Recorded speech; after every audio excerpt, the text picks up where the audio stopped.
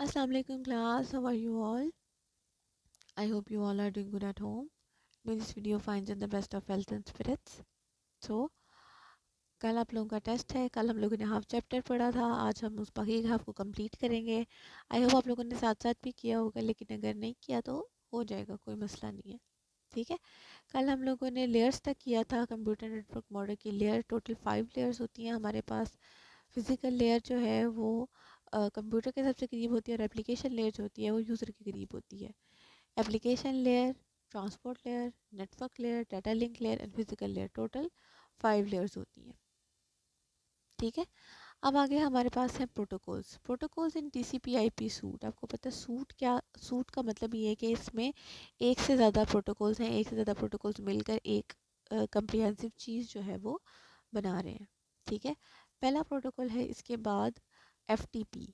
FTP क्या करता है कि इस स्टैंडर्ड को फॉलो करते हुए कोई भी फाइल शेयर की जाएगी सेंडर और रिसीवर के दरमियान। ठीक है। इस फाइल को भेजने का इस प्रोटोकॉल को रखने का मकसद ये है कि इसको फॉलो करते हुए एक डॉक्यूमेंट दूसरी जगह पर कैसे पहुंचेगा और दूसरा कंप्यूटर इसको कैसे रिसीव करेगा। ठीक है। इसके बाद एच टी टी पी आपके पास क्या है कि हाइपर टेक्स्ट ट्रांसफ़र प्रोटोकॉल है। इसका मतलब ये है कि वह जब अपने वर्ल्ड वाइड वेब के ऊपर डाटा को एक्सचेंज करना है, यानी कि वेब पेजेस लोड करने हैं, क्लाइंट और सर्वर ने कोई इन्फॉर्मेशन शेयर करनी है, तो वो इस रूल को फॉलो करते हुए होगी। अगर H T T P server ना हो, इसके बगैर कोई भी वेबसाइट ओपन नहीं की जा सकती। ठीक है। ना ही उसके बगैर कोई ब्राउजिंग हो सकती है। आपने एक पेज अपने अपने वेबसाइट के एक पेज से दूसरे पेज पर कोई भी डाटा सेंड करना है तो आपको इस प्रोटोकॉल की ज़रूरत है। ठीक है। इसके बाद आपके पास है S M T P. S M T P stand for simple mail transfer protocol. ये क्या करता है कि ये आपके पास एक स्टैंडर्ड प्रोटोकॉल है जिसके थ्रू आप ईमेल्स को सेंड कर सकते हैं। ठीक है। इसके बाद नेक्स्ट टॉपिक है हमारे पास understand IP addressing. IP addressing क्या है कि जब भी आप किसी नेटवर्क के साथ अपनी डिवाइस को कनेक्ट करते हैं तो आपकी डिवाइस को एक पोर्ट नंबर असाइन हो जाता है जिसको आईपी एड्रेसिंग कहते हैं। ये डिवाइस क्या करती है, उस नेटवर्क के ऊपर आपकी जो एड्रेस होता है, ये किसी भी नेटवर्क के ऊपर आपकी डिवाइस का एक आईडी होता है जिसकी वजह से आप उस डिवाइस को आइडेंटिफाई कर सकते हैं उस नेटवर्क के ऊपर। ठीक है। अब इसमें दो तरह के एड्रेसेस असाइन किए जाते हैं, IP4 और IPv6। IPv4 में क्या है, तीन चीज़ें हैं कि इसमें 4 ग्रुप्स होते हैं। हर ग्रुप को 8 बिट्स असाइन की जाती हैं। ठीक है। मतलब ये कि आप 0 से लेकर 255 तक कोई डेसिमल वैल्यूज़ को असाइन कर सकते हैं। टोटल कितने ग्रुप हैं? 4 ग्रुप हैं, और हर ग्रुप के दरमियान कॉलन लगा के उसको सेपरेट किया जाता है। ठीक है। हर ग्रुप IPv4 में हर ग्रुप को 8 बिट्स असाइन की जाती है, मतलब आप मैक्सिमम 8 बिट्स जो डाटा है वो उसमें सेव कर सकते हैं। ठीक है। और आपके पास एक IP एड्रेस टोटल 32 बिट्स लेता है। ठीक है। इसके बाद अब क्या है कि जो जो हमारे पास डिवाइसेस ज़्यादा बढ़ रही हैं, एड्रेसेस कम पड़ते जा रहे हैं, तो क्या है उस इस प्रॉब्लम को ओवरकम करने के लिए IPv6 डिज़ाइन किया गया। IPv6 का मतलब ये है इंटरनेट प्रोटोकॉल वेरिएंट 6। अब इसमें क्या है, कितने ग्रुप्स हैं? 6 ग्रुप्स। इसमें 8 ग्रुप्स हैं। ठीक है। और हर ग्रुप को 16 बिट्स असाइन की जाती हैं, और टोटल हर ग्रुप कितनी बिट्स ले रहा है? टोटल ये IPv6 ले रहा है 128 बिट्स। ठीक हो गया। IPv6 टोटल कितनी बिट्स ले रहा है? 128। ठीक है। और हर ग्रुप को 16 बिट्स असाइन की जाती हैं, और हर जो है आपका ग्रुप है वो उसके अंदर डाटा किसके अंदर ले सेव कर रहा है? हेक्साडेसिमल में। एक हेक्साडेसिमल डिजिट जो है वो 4 बिट्स लेता है, और चूंकि हर ग्रुप में 4 बिट्स हैं तो 4 × 4 = 16 बिट्स।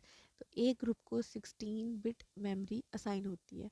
टोटल आपके पास 8 ग्रुप हैं, तो आपके पास 8 × 16 = 128 बिट्स। ठीक है। तो IPv4 जो है ये आपके पास ये जो छोटा सा बॉक्स है इसको भी आप देख लें। Internet engineering task force IETF ने इसको डिज़ाइन किया था। और IPv6 became a draft standard in December 1998 and became an internet standard in 14 July 2017. ठीक हो गया। इसके बाद हमारे पास क्या है, although IPv4 is still used today and provides approximately 4.3 billion addresses. IPv4 कितने बिलियन एड्रेसेस दे रहा है, 4.3 बिलियन एड्रेसेस, जबकि जो IPv6 है वो क्या कर रहा है, 2 raised to power 128 times addresses provide कर रहा है। इसका मतलब क्या है कि 7.9 into 10 raised to power 28 times more than IPv4 addresses provide कर रहा है। ठीक है। इसके बाद लास्ट टॉपिक है हमारे पास राउटिंग। राउटिंग क्या होता है कि router is a network device that forward data packet from one network to another. एक नेटवर्क से किसी दूसरे नेटवर्क पर डाटा भेजने की जिम्मेदारी किसकी है, राउटर की। एक डिवाइस होती है जो कि नेटवर्क्स के एज पर लगाई जाती है, मतलब जहाँ पर एक नेटवर्क की हद खत्म हो रही है दूसरे की शुरू हो रही है। ठीक है। राउटर क्या करता है कि आपके पास जो आईपी एड्रेस होता है, कोई भी इनकमिंग डाटा पैकेट जो है उसके आईपी एड्रेस को वो चेक करता है और उससे पता चल जाता है ये कौन सा नेटवर्क है, और उस नेटवर्क की बेस से वो उसको बेस्ट रूट फाइंड करके कि उस डिवाइस को सबसे बेहतरीन जो रास्ता है वो कौन सा जाता है, वो उसके ऊपर डाटा को फॉरवर्ड करवा देता है। ठीक है। अब इंटरनेट राउटिंग होती कैसे है कि आपका जो मैसेज है जब आप सेंड करते हैं वो किसके पास जाता है, आपके सर्विस प्रोवाइडर को। आईएसपी भी उसको कहते हैं, इंटरनेट सर्विस प्रोवाइडर।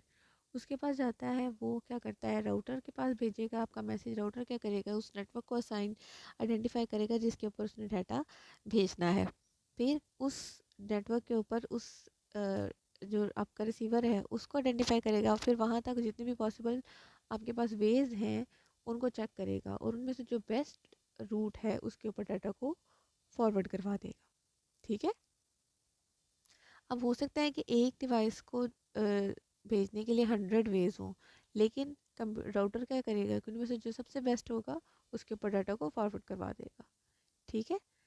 अब राउटिंग प्रोसेस है। राउटिंग प्रोसेस आपके पास क्या है कि एक डिवाइस दूसरी डिवाइस के डाटा भेज रही है। आपको पता है बार बार एक ही बात रिपीट हो रही है कि डाटा पैकेट जो है उसके अंदर दो चीज़ें होती हैं, डेस्टिनेशन एड्रेस और सोर्स एड्रेस। अब डेस्टिनेशन एड्रेस क्या है कि आपके पास डेस्टिनेशन का जहाँ पर अपने डाटा को डिलीवर करना है उसका एड्रेस, और सोर्स जो है जो सेंडर आपका डाटा को भेज रहा है। ठीक है। अब उन्होंने एक टेस्ट केस लिया हुआ कि होस्ट ए होस्ट बी को डाटा सेंड करना चाहता है। राउटर क्या है कि होस्ट बी को आइडेंटिफाई करेगा और उसके हेडर की मदद से नेटवर्क तक बेस्ट, उसके नेटवर्क के ऊपर उसको आइडेंटिफाई करेगा और वहाँ तक उसका जो बेस्ट सोल्यूशन जा रहा है या बेस्ट वे जा रहा है उसको वहाँ पर फॉरवर्ड करवा देगा। ठीक हो गया। आपका ये चैप्टर कंप्लीट हो गया बेटा। समरी को भी एक दफ़ा नज़र मार लीजिए, इसको भी पढ़ लीजिएगा। वही चीज़ें हैं जो आप पढ़ कर आए पीछे, लेकिन फिर भी एक दफ़ा देख लें। अक्सर इसमें से भी इंपॉर्टेंट चीज़ें आ जाती हैं, जैसे कि सर्वर की डेफिनेशन है या सेंडर की डेफिनेशन है, ये इसमें लिखी हुई है, इनको एक दफ़ा नज़र मार लें। ठीक है। MCQs, filling the blanks. Filling the blanks बेटा आपने सारी करनी है। क्वेश्चन मैंने आपको सारे करवा दिए थे जो मार्क किए हुए हैं। फिर भी अगर कोई क्वेश्चन ऐसा है जो आपको नहीं समझ आया तो मुझे बता दीजिएगा। ठीक है। आपका जो 70 to 80% पेपर है वो आपकी एक्सरसाइज में से आता है, तो इसको इग्नोर करने की कतई ज़रूरत नहीं है। Okay class, best of luck. अपना भी ध्यान रखें और अपने से जुड़े लोगों का भी। अल्लाह हाफिज़।